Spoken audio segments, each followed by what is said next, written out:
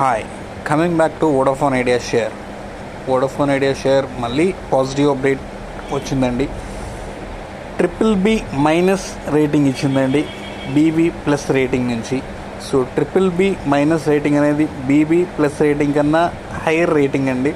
So గవర్నమెంటే 49% share holding maintain చేస్తున్నప్పుడు, అంత రిస్క్ తీసుకుంటున్నప్పుడు, సో క్రెడిట్ రేటింగ్ ఏజెన్సీస్ కూడా మంచి రేటింగ్స్ ఇవ్వడానికి వాళ్ళకి స్కోప్ దొరికింది.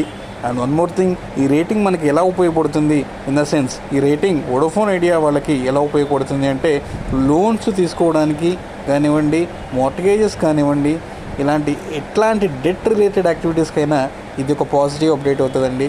ఆల్మోస్ట్ డెట్ అనేది రెడ్యూస్ అయింది by converting equity shares for the government sake.